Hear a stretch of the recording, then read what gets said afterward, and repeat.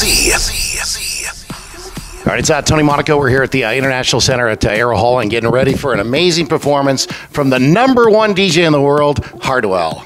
Welcome to Toronto. Thank you, man. Thank you. How does it feel to be known as the #1 DJ in the world and to hear that over and over and over? I mean, it's something that you can't get tired of. It just has a nice ring to it, doesn't it? It really has a nice ring to it, definitely. Well, yeah, I should mention that you never get used to it. You know, it's still that you live in a dream, and it's crazy if you think about what I have achieved. A lot of people say that you literally came out of nowhere. That this guy came in rapid like fashion, but for you, it's been a lifelong experience. Maybe not a battle, but a journey for sure. Because you started at a young age. Like, when did you first pick up an instrument? How old were you?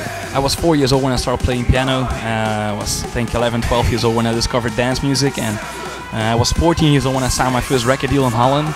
And actually, from that point, I just started doing gigs in Holland, starting working on my music, and I think I was 18 years old when I did my first international tour. And by 23, 24, 25, you're at the pinnacle.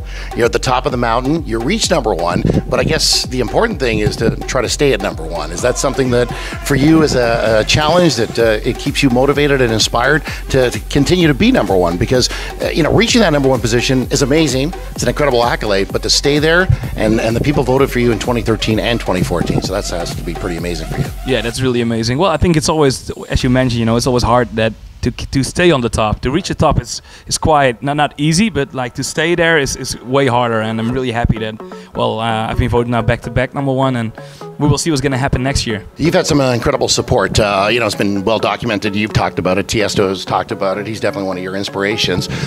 Is there anything in particular at any point in your career that he just gave you some information, some useful advice that you want to pass along, that he told you and maybe pass along to aspiring DJs? What he always told me and teach me was just believe in yourself, even especially sound-wise. A lot of producers come up with ideas that are already been done, copying other artists because they're popular at that point, and he always said to me, just stay true to yourself, believe in yourself, and because the music I was making back then, before like the whole EDM blew up, was completely different from what was going on in the scene. So do you find that you produce for people or produce for yourself and hope that they'll enjoy it and like it? I produce for myself, and then on the other hand, as a producer, I produce for myself, but as a DJ, I have to satisfy the dance floor. Right. So based on a crowd reaction, and you see how you can actually judge your own records. When you play a record, nobody is reacting. You're aiming for a wrong direction. And I always use the crowd reaction and to change my records and come up with actually the right sounds. That's the great thing about DJs, that you're a record producer yourself. There's a lot of guys out there that might be ghost producers, let's say. Exactly, yeah. You do your own stuff, and that's important to you. Yeah, it's really important. Yeah. Tell me about the role of the ghost producer and what you think about that. I'm okay with guys using ghost producers. The only thing I hate is that they're pretending to make their own records. Right, right. And so they kind of stamp their name on it, and somebody else is doing the work. Exactly. Yeah, I think. And besides that, I think the best DJs are always the guys who make their own music. Yeah. Because you can tell if you actually know how to produce music and if you know how to produce music, you're getting. Eventually, you're becoming a better DJ, right? Because you know how music works and how sound works, and I think if you want to stay on top and want to aim for a next level, if it comes to music, you have to as a DJ, you have to produce your own music, because you have to be like.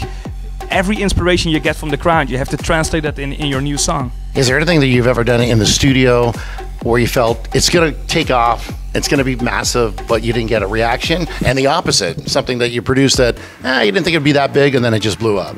That was definitely. It sounds really weird, but it was my song Spaceman. Okay. Yeah. I never expected that song to be big. And interesting you say that. Earlier tonight, people were driving down the show, coming to Arrow Hall to check you out. #1 song that they asked for tonight was Spaceman. Call Me a Spaceman. Oh, really? Yeah, and Dare You was #2, and then Apollo. But Spaceman was #1, so there you go. Oh, wow. Yeah, nice. Yeah, I think it's still one of the biggest songs I've produced so far. And when I produced the song, it I never expected it to blow up so big. What about with Show Me Love when you did the bootleg mix of that? Did you have an idea, or like the first second I heard that, I'm like, oh my God, like this is incredible. Like it was a great song when Robin S. did it back in 1993, right? But you just brought it to another level, just like Laid Back Luke did, but you took it to another level. Yeah, thanks. I really appreciate that. Well, I actually was playing live in my hometown, and there were a lot of guys, like older guys than me, like 35 average age, and I was just playing my normal set, and then they asked me, can you play some dance classics? And actually live I did the mashup of B and Show Me Love. It was just a live edit, and the response that night was so huge. I just thought, you know what, I'm just gonna cut up those two records, make a mashup of it, and just, you know, send it to all the guys. And before I knew it, everybody was playing it. Like, that was the first record I had done that was supported by every major DJ.